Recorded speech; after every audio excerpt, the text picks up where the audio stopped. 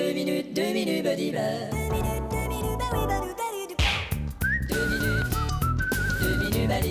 les 2 minutes du peuple. Les interviews qui ont le plus de succès sont celles où l'invité raconte ses malheurs. Mon invité, Gaston Brie de Diddle. Et comment allez-vous? Ah, ça va très mal. Bon, c'est super ça, et qu'est-ce qui se passe? Ah, ma femme est partie avec le huissier, je suis malade, je pue. Cool! Ça se dispute. Bonsoir, bienvenue à Ça se dispute. Ce soir, un sujet bouleversant. Nous recevons des personnes qui ont été abandonnées dès leur enfance par des parents séparés alcooliques et RMistes hospitalisés Alzheimer décédés en prison. Notre premier témoignage nous vient de Madame Brockenfappersen qui vient de l'Estonie. Bonsoir madame. Maltraitée dans un orphelinat, vous avez dû fuir votre pays à travers une forêt en flammes sur votre unique jambe attachée à un boulet avec une meute de loups et 2 percepteurs d'impôts à vos trousses en écoutant Francis Lalanne. Comment êtes-vous arrivé à l'orphelinat? Quand j'étais petite, nous étions si pauvres que nous devions infuser le même café déjà infusé toute une semaine. Et nous devions prendre notre bain dans la même eau sale pendant un mois. Et nous regardions la même télé. Voyons, qu'est-ce que je dis? Mais c'était terrible lorsqu'ils ont décidé de me placer à l'orphelinat.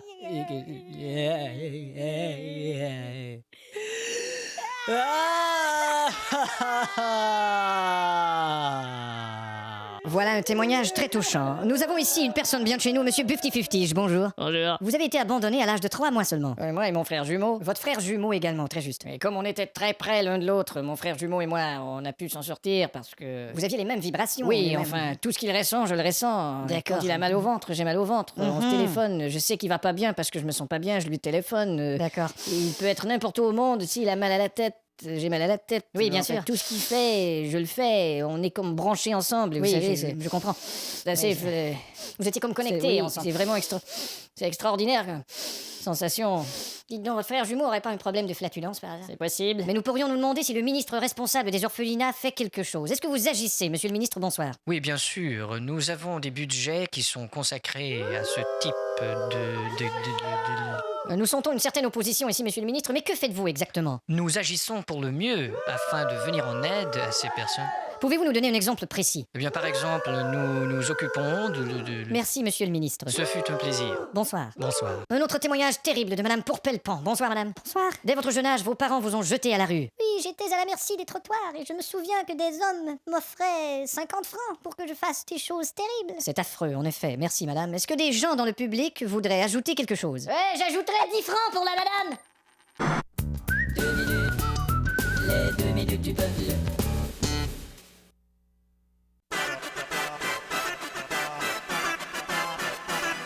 Oh non, oui, c'est le moment de 2 minutes du peuple. Voici notre émission d'intérêt public, ça se dispute. Eh, face de pédé. Oh ta gueule! Ah, quel enfoiré. Bon, t'es prêt, l'annonceur? Ouais, Tu me le fais un coup pour le son? voici l'émission, ça se dispute. Merci. Eh, oh, tapette. Ouais, Eh, j'ai vu ta meuf avec Carlos. T'as fini d'emmerder le perchiste. Mais c'est de sa faute, c'est un pédé. Tu pourrais te faire casser la gueule. Par qui? Par ce morceau de merde? Attention, on y va.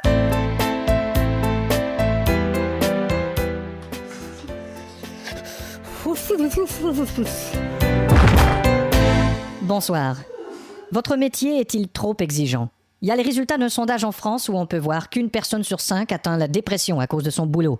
Pour le même sondage, aux États-Unis, on peut voir 2 personnes sur 5. Au Japon, 3 personnes sur 5. Et au Cirque du Soleil, on peut voir une personne sur 2 en équilibre sur 3 et ensuite sur 5. Super numéro. Nous avons ici un monsieur qui travaille dans un bureau. Bonsoir. Bonsoir. Alors, à quoi consiste Toute la votre- journée devant un écran d'ordinateur, c'est...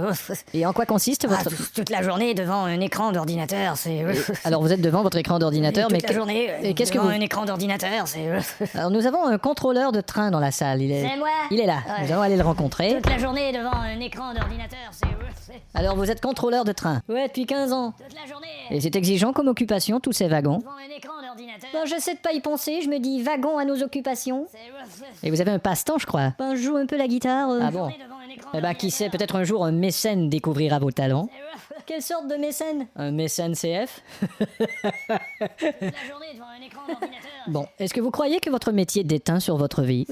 Non, pas du tout, par contre. Bon, eh bien, on va aller voir. Attendez vos billets, s'il vous plaît. Toute la journée devant un écran d'ordinateur, c'est rough Bon, le monsieur avec son écran d'ordinateur là-bas, qu'est-ce qu'il y a de spécial, votre écran? Bah justement, c'est qu'il y a seulement l'écran. Oh, J'ai pas l'ordinateur. je comprends. Alors toute la journée, Ça doit être... c'est très... Nous avons ici une personne qui a travaillé en Sibérie, bonsoir. Étiez-vous aliéné par votre travail? Au début, je fabriquais des portes. Aujourd'hui, je ne peux plus voir une porte. J'entre chez moi par une fenêtre. J'ai aussi travaillé dans une usine de cuillères. Je ne peux plus voir une cuillère. Je prépare ma drogue dans une fourchette. Puis dans une usine d'impression de disques. Puis ensuite une usine de mouchoirs. Aujourd'hui, je me mouche avec des disques de musique populaire. Oh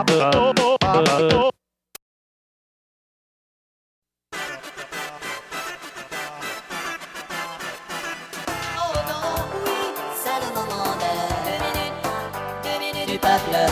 Notre émission d'intérêt public, ça se dispute, nous parle aujourd'hui des fêtes. Oh, tout le monde est prêt? Le présentateur, où il est? Je suis en train de décorer l'arbre de Noël. Eh ben, descends, ça commence. T'as vu ce truc-là, écoute.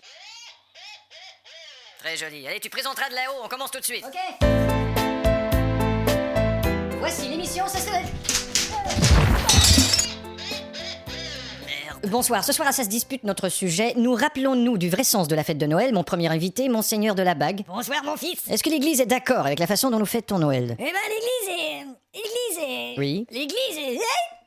Alors l'Église est... L'église est... suis tombé. D'accord, mais quelle est votre opinion personnelle Eh sur... ben, moi, je suis pas d'accord du tout avec la façon dont on fête Noël maintenant. Bon, alors vous avez de l'opposition là. Oh, bah attention, je suis quand même le représentant de la foi. Je vais lui parler, moi, à la fois. Attention, s'il vous plaît, ne parlez pas tous à la fois. Ouais, petit morveux. Sommes-nous en train de perdre la tradition des fêtes? Nous avons ici un Père Noël slovaque. Bonsoir. Dans votre pays, est-ce que Noël a changé ces dernières années? Pas du tout. À chaque année, je distribue des cadeaux aux enfants. Ho, ho, ho, ho. Mais bien sûr, à chaque année, il y a aussi les personnes seules, complètement isolées, comme ce monsieur. Bonsoir. Bonsoir. Vous êtes une personne pauvre. Non, moi, je suis millionnaire. Mais vous avez l'air isolé. Je sais que j'ai l'air isolé, mais on m'appelle le millionnaire. Ah, vous êtes Philippe Risolé. C'est ça. Avez-vous une idée du vrai sens de Noël? Ah, évidemment. Peu de gens, par exemple, parlent de Bethléem. Bah, je peux vous parler de ma Bethléem W. Il y a aussi une façon de célébrer, c'est de manger. La bouffe. Nous avons ici une diététiste. Bonsoir. Bonsoir. Vous êtes diététiste depuis combien de temps? Je suis diététique depuis 10 ans. Depuis 10 ans, vous êtes diététique. 10 ans de diététique. Félicitations. Merci, vous êtes gentil. Pouvez-vous nous dire quelle est la toute première tradition de repas pour les fêtes? Ben, selon la Bible, c'était les champignons, les morilles. Ah bon? D'après l'évangile, selon saint Matthieu. Ah, j'aime bien les morilles. Ouais. Et j'aime bien Saint-Mathieu. Moi aussi. C'est Morilles Mathieu que je peux pas supporter. Moi aussi. Et puis, ben, traditionnellement, il y avait le méchoui. Le méchoui. Ouais, il y avait beaucoup de méchouis. Méchoui beaucoup. Plaisir. Alors c'est le moment de notre petit jeu. Nous avons ici un Père Noël. Il faut deviner qui se cache derrière le Père Noël. Père Noël, bonsoir. Oh, il y a de l'écho. Oui, c'est ma barbe qui fait l'écho. Ah bon? J'ai une barbe écho. Alors de qui s'agit? Gilbert Bécaud. Bonne réponse.